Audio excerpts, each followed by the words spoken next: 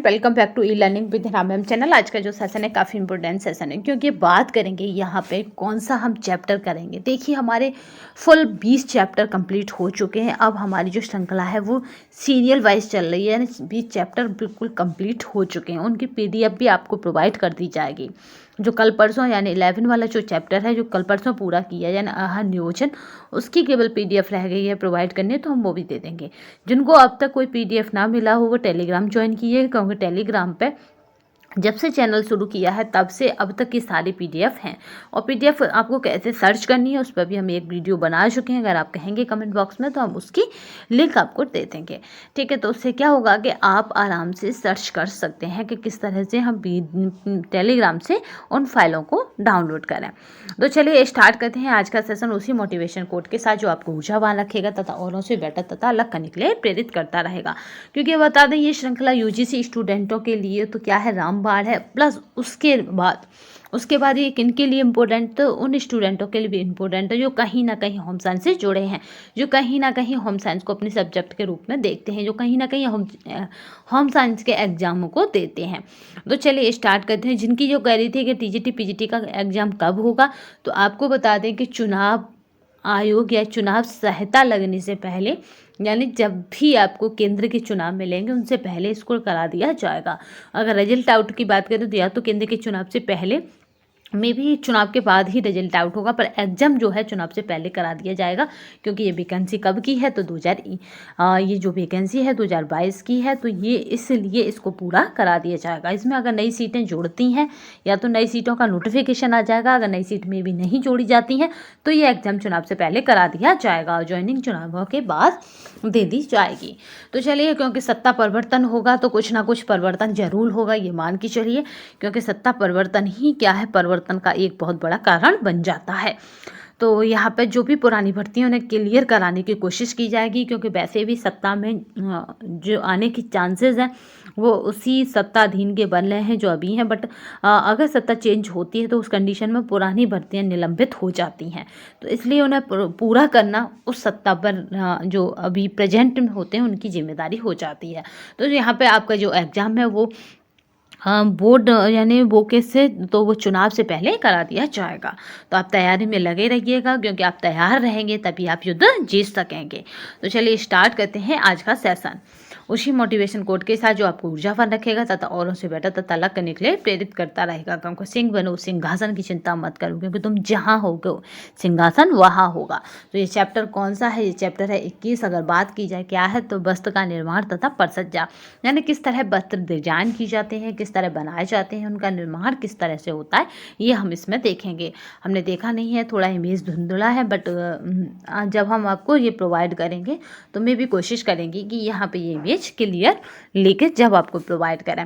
तो यहाँ पे अगर पहला क्वेश्चन की बात की जाए, इसमें वस्त्र निर्माण यानी वस्त्र कैसे निर्माण होता है, परसज्जा यानी कैसे उसकी फिनिशिंग होती है। तो चलिए यहाँ पे बात कर लेते हैं, निम्नलिखित में से कौन सा दोहरा नुकीली डार्ट है। तो ये बहुत मोस्ट इम्पोर्टेंट है, क्योंकि पूछा हुआ क्वेश्चन है कब का, तो जीआईसी का भी है और ये पिछली बार टीजीटी या पीजीटी में आया भी था 21 में। तो ठीक है, यहाँ पे जीआईसी का भी है, तो याद रखिएगा फिश डार्ट जो है क्या है, दोहरा नुकीली डार्ट का ही जाती है, ठीक है। नेक्स्ट चलते हैं, कपड़ा बनाने की प्रक्रिया में यहाँ पे क्या है, ये इमेज थोड़ा सा हम इस इमेज को क्या करते हैं दोबारा लेते हैं। चलिए तो यहाँ पे देखते हैं, दूसरा क्वेश्चन कह रहा है कपड़ा बनाने की प्रक्रिया में बाने को भरने को कहते हैं। तो यानी आपने देखा होगा एक होता है ताना जो इस तरह से तना हुआ होता है, बाना होता है जो इस तरह शटल के माध्यम से इस तरह से गुजारा जाता है बीप के नीचे से। तो चलिए यहाँ पे पूछ रहा है कपड़े बनाने की प्रक्रिया में बाने को भरने को कहते हैं। तो बाने को भरने को क्या कहते हैं, तो पिकिंग कहते हैं। मोस्ट इम्पोर्टेंट ये क्वेश्चन है, और जहाँ तक है मे बी तो ये दोबारा रिपीट होंगे ही होंगे अगर बात आती है यहाँ पे कपड़े किसके निर्माण की। तो चलिए, वस्त्र निर्माण करते समय करघे पर धागे को तानकर उससे बुनाई करते समय अनेक क्रियाएं करनी पड़ती हैं। यह क्रिया एक दूसरे के बाद ही की जाती है तथा इन्हें निरंतर दोहराया जाता है। ये क्रियाएं निम्नलिखित होती हैं, शेडिंग, पीकिंग, वेटनिंग और लपेटना व छोड़ना। क्या होती हैं ये, शेडिंग होती है, पीकिंग होती है, वेटनिंग होती है और लपेटना व छोड़ना होती हैं। अगर पिकिंग की बात की जाए तो जब हार्मोन्स कुछ भागों को उठाते हैं, बांधे का धागा शटल के द्वारा सैड्स में से डाला जाता है। यह धागा करघी के आर पार जाते हैं, छिद्र में से एक ओर को निकल जाता है। इस एक तरफ धागे की भराई को एक पिक, ठीक है, इसको क्या बोलते हैं, एक पिक कहते हैं। जब दूसरी बार या दूसरा हार्मोन्स उन धागों को ऊपर उठाता है जो पहली भराई के समय नीचे रह गए थे। इस बार एक नया सेट बनता है। इस पर शटल बाईं तरफ से प्रवेश करके दाईं तरफ निकलता है।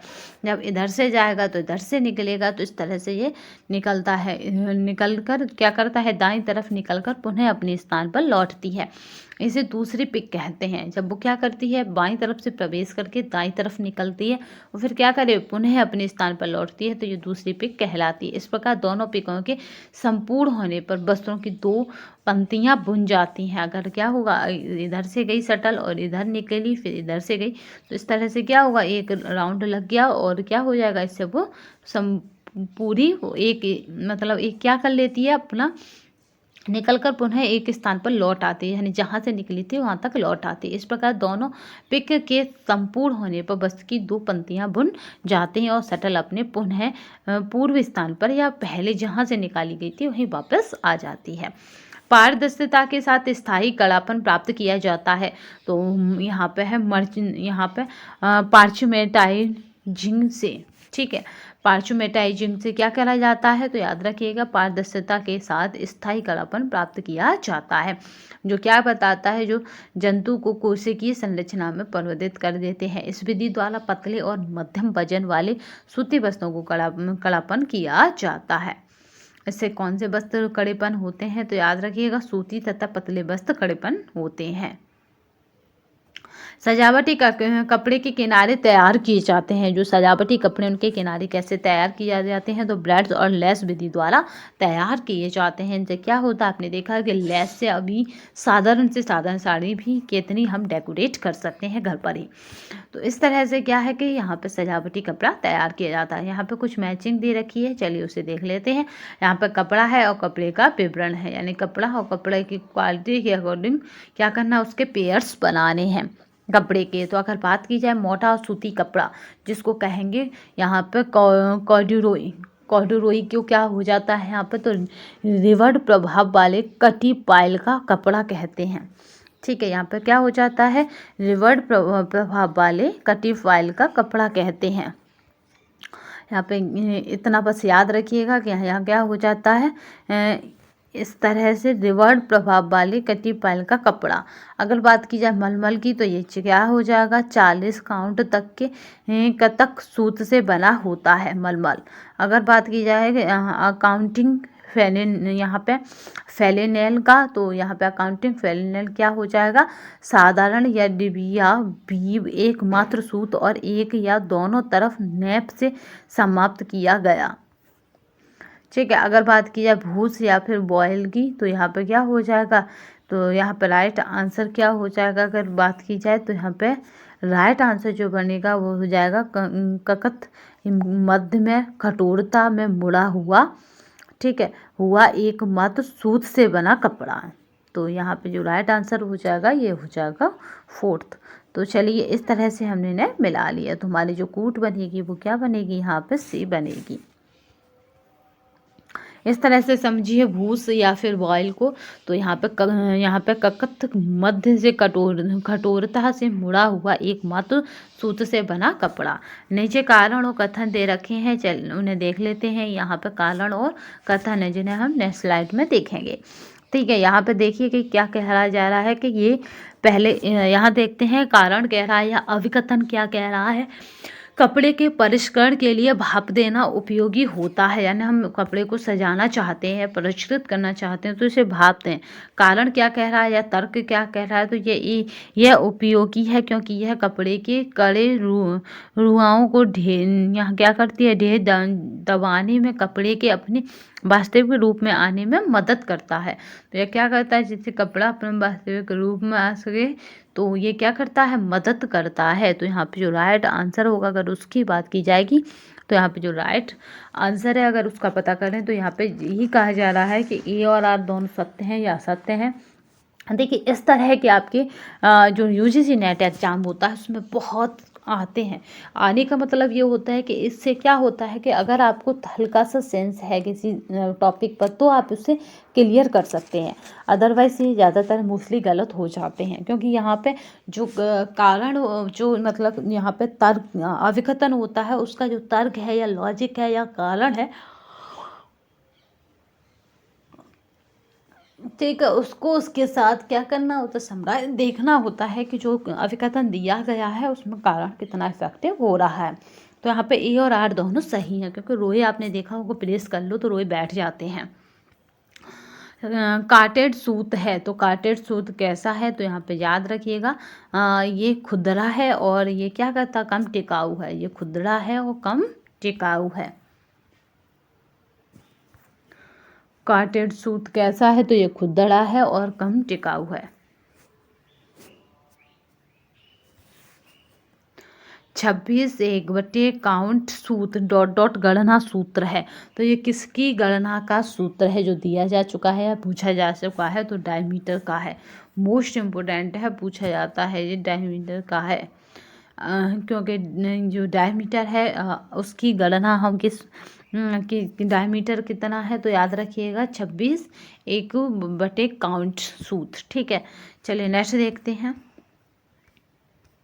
मशीन का वह भाग जो पर्याप्त मात्रा में धागा प्रदान करता और लूप को कसता है वह है। तो ऐसा कौन सा भाग है, तो याद रखेंगे वो भाग है टेकअप लीवर। ठीक है, टेकअप लीवर क्या है, ये लूप को भी क्या करता है, लूप को भी कसता है।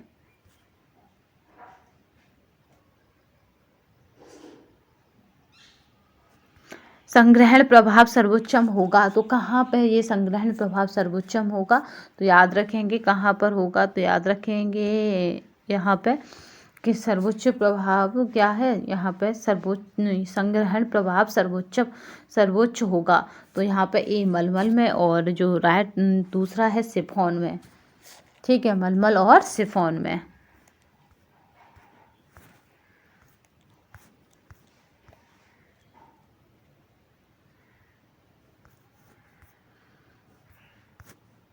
चलिए नेक्स्ट क्वेश्चन देखते हैं। नेक्स्ट क्वेश्चन कह रहा है इलेक्ट्रॉनिक एवं माइक्रो प्रक्रिया द्वारा नियंत्रित बुनाई में विकल्पों से यह परिणाम हुआ है। तो कौन से परिणाम विकल्पों से हुए हैं, तो याद रखेंगे कौन से परिणाम है। यहाँ पे है बेहतर एवं सुनिश्चित गुणवत्ता वाले वस्त्र। ठीक है, फिर नेक्स्ट जो रहेगा वह है उत्पादन की उच्चतर दर। फिर जो नेक्स्ट रहेगा वो सशक्त एवं विश्वसनीय निष्पादन। तो यहाँ पे जो रहेगा वो रहेगा 1/3 और यहाँ पे 4th।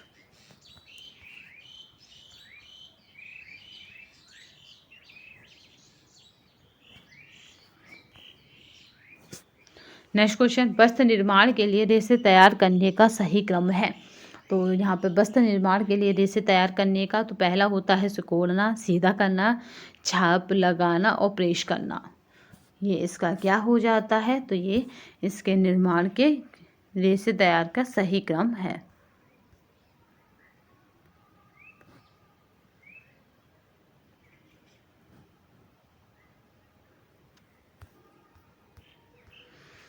यहाँ पे क्या है, दो स्थितियाँ दी गई हैं और दोनों को हमें मैचिंग करना है, यानी कौन सी स्थिति किसके कारण हो सकती है, इस तरह से यहाँ पे हमें क्या करना है, मैचिंग करके चलना है। यहाँ पे अस्थितिक और अस्थितिक की अगर बात की जाए तो ये क्या हो जाएगा, ये आराम को बढ़ाता है। ठीक है, अस्थितिक क्या करता है, आराम को बढ़ाता है। अपघर्षण प्रतिरोधी पदार्थों को क्या करता है, यहाँ पे अपघर्षण प्रतिरोधी। तो ये अपघर्षण प्रतिरोधी की बात करें तो टिकाऊपन व रूपांतरित करता है, टिकाऊपन व रूपांतरित करता है।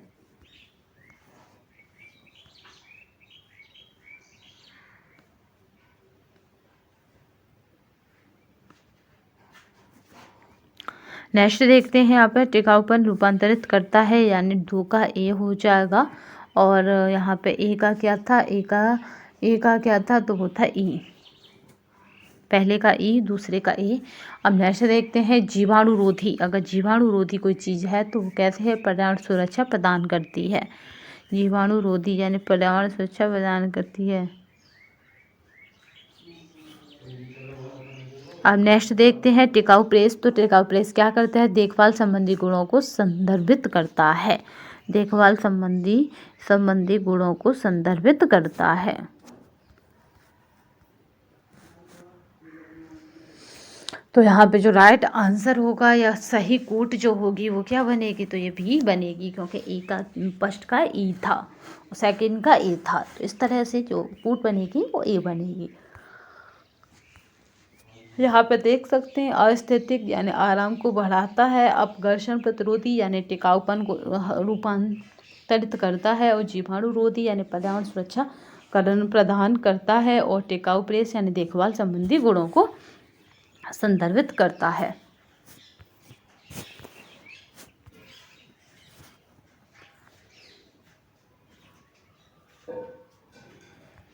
तंतु में अनाकार भाग की अधिक मात्रा के कारण निम्नलिखित विशेषताएं पाई जाती हैं। तो ऐसी कौन सी विशेषताएं जो क्या होता है? अनाकार भाग के कारण पाई जाती हैं। तो उन विशेषताओं को देख लेते हैं। पहला है निम्न रासायनिक प्रतिरोधी। ठीक है, निम्न रासायनिक क्या हो जाता है? प्रतिरोधी। उसके बाद क्या हो जाता है यहाँ पे?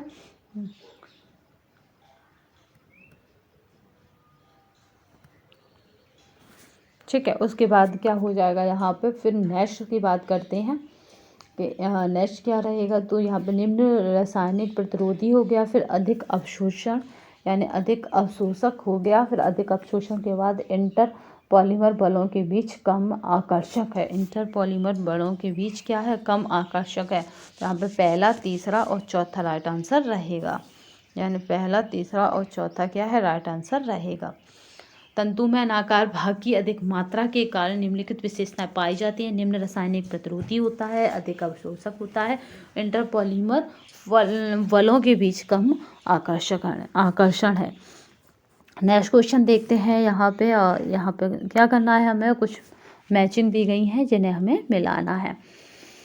अगर बात करते हैं यहाँ पे पहला स्तंभ और दूसरे स्तंभ की, तो पार्चमेटाइजेशन की अगर बात की जाए तो ये क्या करता है? वस्त्र विन्यास को परिवर्तित करता है। वस्त्र विन्यास को परिवर्तित करता है। बीटालिंग की अगर बात की जाती है तो चमक को परिवर्तित करता है।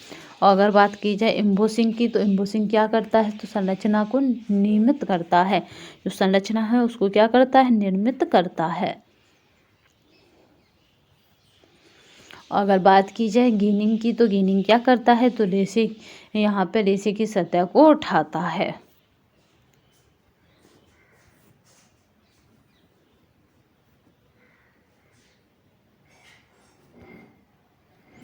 परिधानों की कटाई के लिए एक दिश कपड़ों का सही लेआउट है।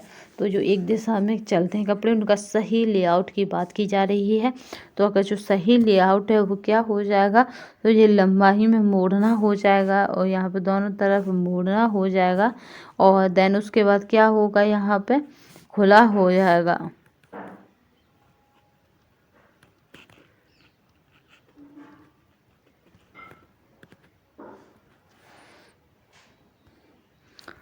चलिए, तो यहाँ पे जो कूट बनेगी उसको देख लेते हैं। तो जो हमारी कूट बनेगी अगर उसकी बात की जाए तो यहाँ पे बनेगी बी।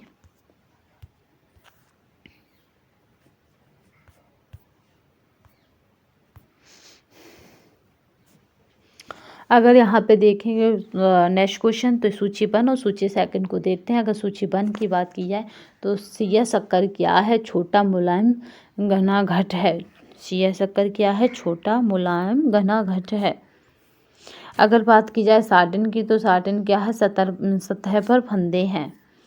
और अगर बात की जाए यहाँ पे टेरिडॉब्लिंग क्या है? तो यहाँ पे याद रखिएगा चिकना चमकदार मुख्य एवं मादा पिछला भाग है। ठीक है, जो मादा है उसका क्या है? मादा का पिछला भाग है।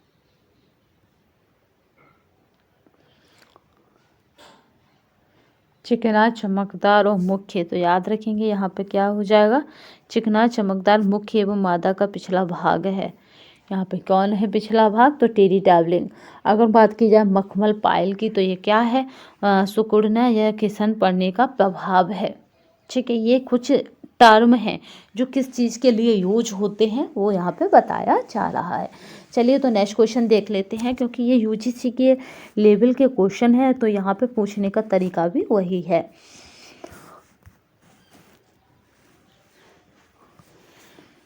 बंधन का उपयोग किया जाता है तो क्या किया जाता है, कपड़ों पर मुहाने को सुरक्षित रखता है, हुक और आंख पर, और उपयुक्त सभी पर। तो यहाँ पर राइट आंसर हो जाएगा उपयुक्त सभी पर किया जाता है। अगर अब अभिकथन की बात की जाए, फिर अभिकथन डेनिम कपड़े को क्या करता है, बनाते समय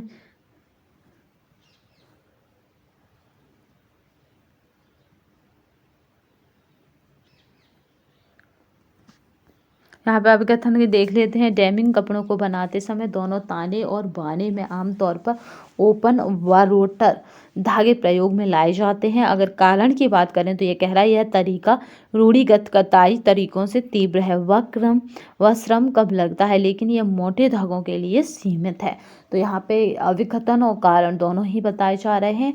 अगर बात की जाए तो ये दोनों ही सही है, क्योंकि डेनिम कपड़े को बनाते समय दोनों ताने और बाने में आमतौर पर ओपन व रोटर धागे प्रयोग में लाए जाते हैं। अगर कारण यानी इफेक्ट की बात करें तो ये क्या हो जाता है, रूढ़िगत कताई तरीकों से तीव्र व श्रम कम लगता है, लेकिन यह मोटे धागों के लिए सीमित है। तो यहाँ पे यह राइट आंसर हो जाएगा वो ए और आर दोनों हो जाएगा। वस्तुओं की प्रक्रियाओं को सही क्रम दीजिए। जो वस्त्र है उनकी जो प्रक्रिया है उसको सही क्रम दीजिए। तो यहाँ पे कैसे वस्त्र डिजाइन हो रहा है या कैसे बनना है, यानी कौन से प्रोसेस है, प्रक्रिया का मतलब है प्रोसेस से, तो उसका सही क्रम क्या है ये यहाँ पे बताया जा रहा है। तो और यहाँ पे अगर सही क्रम की बात की जाए तो यहाँ पे पहला क्या हो जाएगा, पहला क्या करते हैं हम यहाँ पे सिंजिंग करते हैं, सिंजिंग हो जाएगा। फिर सिंजिंग के बाद देन क्या किया जाता है, डिजाइनिंग की जाती है किसी भी वस्तु पर, फिर डिजाइनिंग हो जाएगा। फिर डिजाइनिंग के बाद स्कोरिंग की जाती है। स्कोरिंग के बाद देन जो होता है वो ब्लीचिंग होती है। ब्लीचिंग के बाद जो होता है वो क्या होता है, मॉइस्चराइजेशन होता है, मॉइस्चराइजेशन या फिर मर्सराइजेशन होता है। तो इस तरह से यहाँ पे ये इसके क्रम बटे होते हैं। तो अगर ऑप्शन को देखें तो क्या हो जाएगा, बी हो जाएगा, यानी पहला, फिर यहाँ पर डी, फिर बी, फिर सी, फिर एंड में ई। चलिए नेक्स्ट क्वेश्चन देखते हैं।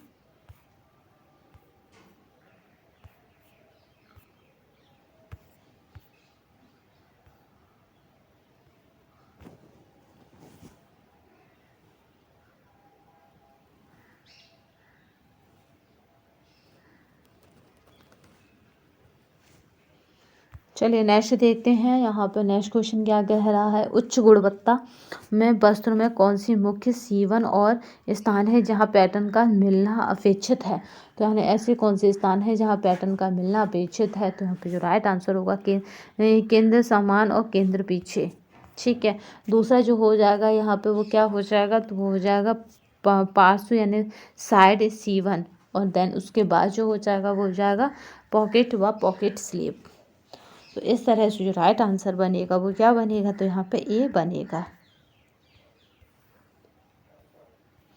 निम्नलिखित में से कपड़ों को चमक प्रदान करने वाली परिसज्जा कौन सी है। तो यहाँ पर कपड़ों को चमक प्रदान करने वाली परिसज्जा पूछी जा रही है।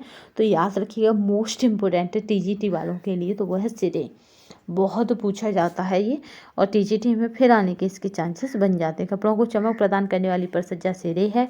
करघे पर से उतारे गए तैयार वस्त्र पर विभिन्न विधियों द्वारा जो प्रक्रिया की जाती है उससे वस्त्र का क्या करते हैं, बाहर रूप पर यहाँ पे परिवर्तित होकर निखर जाता है तथा गुणों में वृद्धि हो जाती है, परिसज्जा कहलाती है। परिसज्जा का मतलब होता है जैसे आप मेकअप करते हैं चेहरे पे, उस तरह से, यानी यहाँ पे बाहरी रूप से उसे तैयार किया जाता है। वस्त्रों को दी जाने वाली फंक्शनल परिसज्जा है। तो यहाँ पे फंक्शनल परिसज्जा की बात आ रही है। तो सिकुड़न, अवरोधक एवं फ्लेम, यहाँ पे प्रूफिंग क्या है, ये वाली जो परिसज्जा है वो कैसी है, फंक्शनल परिसज्जा है। नेक्स्ट देखते हैं, सूती कपड़ों को निम्न द्वारा सुकोड़ने से बचाया जा सकता है। तो कौन किसके द्वारा, तो यहाँ पे याद रखेंगे सैनिटाइजिंग विधि द्वारा कपड़ों को सुकोड़ने से बचाया जा सकता है। सैनिटाइजिंग एक व्यापारिक चिन्ह है यानी ट्रेड मार्क है जो इस बात की गारंटी देता है कि बार बार धुलाई के बाद भी वस्त्र नहीं सिकुड़ेगा। अगर किसी पे क्या लग रहा है यहाँ पे क्या लग रहा है, सैनिटाइजिंग लग रहा है, तो वो कपड़े क्या करेगा, ये कपड़ा सिकुड़ेगा नहीं।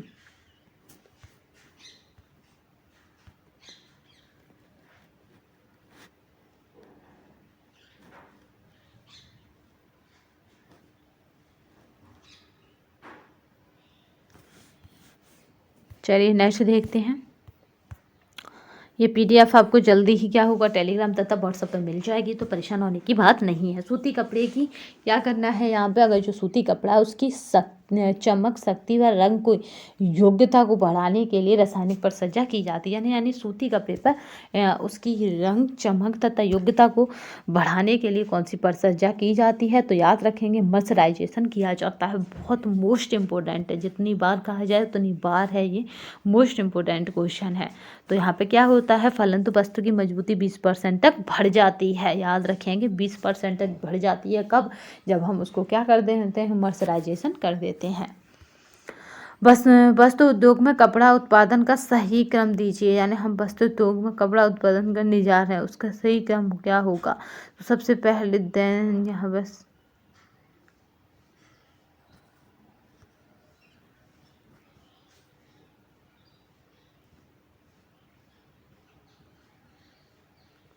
ठीक है, तो यहाँ पे सबसे पहले क्या होगा उसे देख लेते हैं।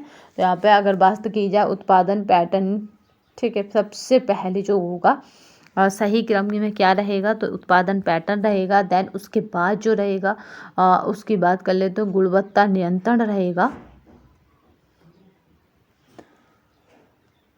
ठीक है, उसके बाद जो रहेगा यहाँ पे क्या रहेगा, सबसे पहले उत्पादन पैटर्न रहेगा, फिर यहाँ पे क्या रहेगा, ग्रेडिंग हो जाएगा। ग्रेडिंग के बाद देन जो रहेगा गुणवत्ता नियंत्रण रहेगा। गुणवत्ता नियंत्रण के बाद मार्कर बनाना हो जाएगा। मार्कर के बाद असेंबली हो जाएगा। असेंबली के बाद यहाँ पे कटिंग हो जाएगा, और कटिंग के बाद यहाँ पे शेड्यूलिंग हो जाएगा, और शेड्यूलिंग के बाद जो है यहाँ पे इस तरह से ये क्रम बन जाएगा। ठीक है, तो चलिए यहाँ पे जो ऑप्शन बनेगा वो बनेगा बी। आप चाहें तो यहाँ पे देख सकते हैं, पहला उत्पादन पैटर्न, फिर यहाँ पे उत्पादन, गुणवत्ता नियंत्रण, फिर असेंबली, यहाँ पे इस तरह से ये चलता जाएगा।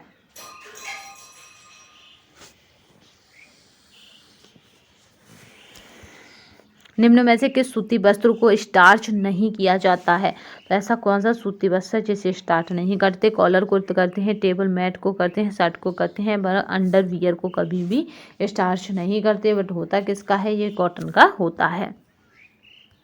एक अच्छा लेबल निम्नलिखित में से संबंधित जानकारी प्रदान करता है। अगर कोई अच्छी लेबल की चीज़ है तो वो क्या प्रदान करती है, कपड़े में तंतु का अंश, परिसज्जा का प्रकार, सफाई और दाने की विधि, और यहाँ पे उपयुक्त सभी प्रदान करती है। जो सफाई और ताने की विधि है वो भी प्रदान करती है। तो यहाँ पे जो राइट आंसर हो जाएगा वो क्या हो जाएगा, उपयुक्त सभी। एक अच्छा लेबल या कपड़े में तंतु का अंश, परिसज्जा का प्रकार, सफाई, दाने, यहाँ पे धोना की विधि तथा जो धोने की विधि है वो तथा संबंधित जानकारी प्रदान करता है। चलिए नेक्स्ट देखते हैं। देखिए यहाँ से हमारे इस तरह से इसमें श्रृंखला में भी श्रृंखला स्टार्ट हो जाएगी, यानी यूनिट की भी सब यूनिट आप पढ़ जाएंगे। यानी कताई यानी सूत का निर्माण या रेशे का निर्माण, इसी तरह से आगे इसमें टॉपिक हैं। तो यहाँ पे अगर अभिकथन की बात करें तो जल, ऊर्जा और रसायनों की खपत को कम करने वाली परिचर्या पर ध्यान देना नवीन सोच है। तो यहाँ पे कैसी सोच है, ये नवीन सोच है। जबकि कारण क्या कह रहा है, वे गैर नवीनीकरणीय संसाधन है जिनका उपयोग वस्तुओं की परिचर्या के लिए किया जाता है। तो यहाँ पे जो राइट आंसर होगा वो क्या हो जाएगा, तो ए और आर दोनों सही हैं।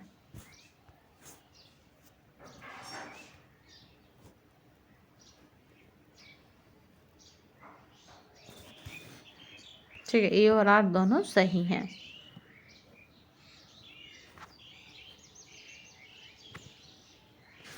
नेक्स्ट क्वेश्चन देखते हैं, वस्त्र परिसज्जा माध्यमों में से कौन सा कई वस्त्रों को इकट्ठा परिष्कृत करने में उपयोग किया जाता है। तो जितने भी माध्यम बताए जा रहे हैं वस्त्र परिसज्जा के, उनमें से कौन सा ऐसा है जो कई वस्त्रों को क्या करता है, कई वस्त्रों को इकट्ठे परिष्कृत करने में उपयोग किया जाता है। तो टनल होता है, वो क्या होता है, टनल होता है। टनल का प्रयोग वस्त्र परिसज्जा माध्यमों में वस्त्रों को इकट्ठा परिष्कृत करने में उपयोग किया जाता है। करघे पर से उतारे गए तैयार वस्त्र विभिन्न विधियों द्वारा जो क्रियाएं की जाती हैं जिससे वस्त्र का बाह्य रूप परिवर्तित होकर निखर जाता है, गुण में वृद्धि हो जाती है। यहाँ पे स्पर्श में चिकना और कोमल और क्या एवं मुलायम हो जाता है, देखने में सुंदर एवं आकर्षक लगता है। वस्त्र की कार्य क्षमता बढ़ जाती है तो उसे परिसज्जा कहते हैं। यहाँ पे पहला सूची और दूसरी सूची को हमें मैचिंग करना है, तो यहाँ पे मैचिंग देख लेते हैं। अगर सीचिंग की बात की जाती है तो सीचिंग का मतलब होता है यहाँ पे तंतु के उभरे हुए किनारों को यहाँ पर क्या करना है, जलाना है। तो तंतु के उभरे हुए किनारों को हमें क्या करना है, जलाना है। ठीक है, पहले हम क्या करेंगे, उन्हें जलाएंगे। स्कोरिंग की बात की जाएगी तो उनमें से यहाँ पे है डिसाइजिंग उत्पादों को, जैसे कि यहाँ पे पैक्टिन और मोम को निकालते हैं। तो इस स्कोरिंग की बात की जाएगी तो क्या करेंगे, पैक्टिन और मोम को निकालते हैं। अगर बात की जाए टेडरिंग की, तो टेडरिंग सीधा करने की यांत्रिक प्रक्रिया है। टेडरिंग क्या है, सीधा करने की यांत्रिक प्रक्रिया है। अगर बात की जाए कैलेंडरिंग की, तो कपड़े की चमक बढ़ाता है।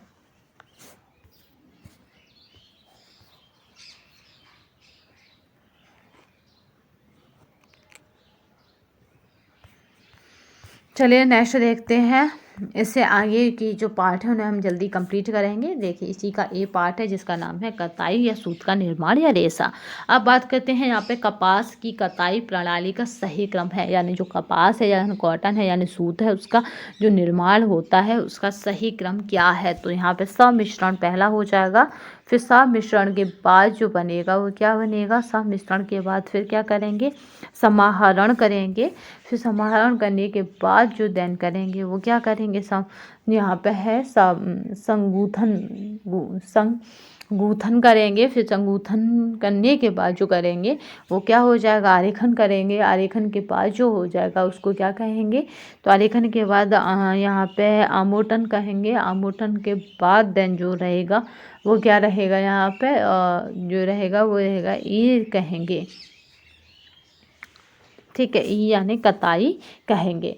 तो एंड में हम क्या कर देते हैं, उसकी कताई कर देते हैं। याद रखिएगा कताई सबसे एंड में होती है, तो यहाँ पे ऑप्शन बनेगा डी। इसीलिए तो यहाँ पे भी कताई है, यहाँ पे भी कताई है, यहाँ पे भी। तो कभी कभी ऑप्शन इस तरह के भी डिजाइन कर दिए जाते हैं कि धोखा होगा, आधे स्टूडेंट फेल हो जाएं। ठीक है, तो यहाँ पे आपको धोखा नहीं करना है, कताई सबसे एंड में की जाती है कोई भी रेशा हो। तो इसमें देख लेती हैं सम्मिश्रण, समाहार, संगूथन और आरेखन, आमुंटन और कताई। लंबे रेशों को कहा जाता है, मोस्ट इम्पोर्टेंट है क्योंकि हर बार पूछा जाता है रेशम है, तो लंबे रेशे को कहा जाता है फिलामेंट कहा जाता है। रेशम ही प्राकृतिक जगत का एकमात्र ऐसा रेशा है जो लंबा है या जिसको कहें कि जो फिलामेंट रेशे के अंतर्गत आता है। बाकी वनस्पति जगत या कहें कि प्राकृतिक जगत के कैसे तंतु हैं, तो स्टेपल है। स्टेपल शब्द छोटा है तो छोटे तंतु, फिलामेंट शब्द बड़ा है, लाभी इसमें बड़ा है तो बड़े तंतु इसमें आते हैं।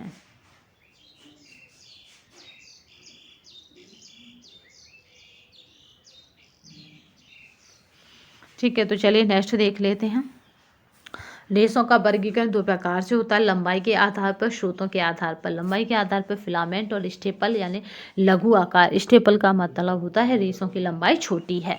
ठीक है, अगर फिलामेंट अगर रेशा इतना लंबा है तो ये रेशा इतना लंबा है, यानी लंबाई छोटी है। फिलामेंट रेशे मीटर या डेनियर में मापे जाते हैं, ये मोस्ट इम्पोर्टेंट है।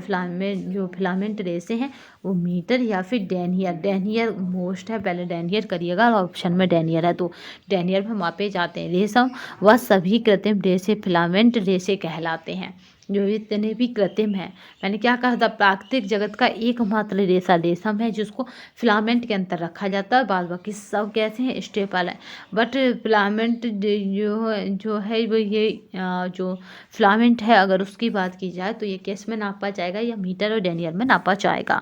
अगर बात करते हैं किसी टेक्सटाइल सामग्री की सबसे छोटी इकाई क्या है, तो ये होती है तंतु। ठीक है, फाइबर फाइबर फाइबर भूलेंगे नहीं, तंतु ही किसी टेक्सटाइल या फिर कहें कि रेशे की सबसे छोटी इकाई क्या होती है, तो भी तंतु होती है। तो अगर किसी भी फाइबर की सबसे छोटी इकाई क्या होती है, तो भी क्या करेंगे, यहाँ पे याद रखेंगे, तंतु होती है।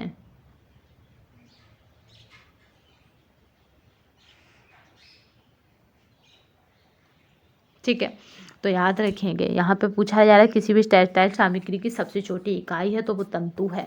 जैसे क्या होता है, वर्ड, सबसे छोटी इकाई क्या होती है, वर्णमाला की वर्ड होते हैं, अक्षर होते हैं। रेशा या तंतु या फाइबर्स, कुछ भी कह लें, फाइबर्स ये वस्त्र निर्माण की मूलभूत यानी सबसे छोटी इकाई है। इसके बिना वस्त्र का निर्माण संभव नहीं है। प्रकृति में अनेक प्रकार के रेशे विद्यमान रहते हैं, परंतु सभी रेशों से वस्त्र निर्माण का कार्य संभव नहीं है, क्योंकि सभी रेशों में वो सारे गुण उपस्थित नहीं होते हैं जो वस्त्र निर्माण के लिए आवश्यक। अर्थात विकल्प सी सही है। तो यहाँ पर क्या करना है, सी सही है।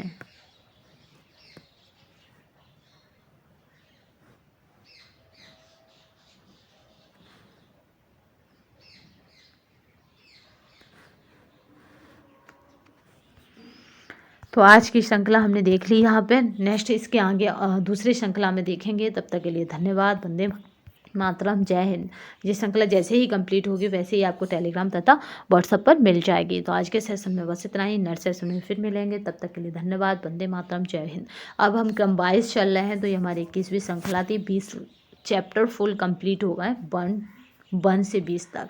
ठीक है, तो अगर आप अभी तक नहीं देख पाए तो उन्हें जल्दी अब देख लीजिएगा। टेलीग्राम पे सारी वीडियो भी अवेलेबल है और सारे PDF भी अवेलेबल है टेलीग्राम पर, तो आप आराम से जाकर वहाँ पर देख सकते हैं।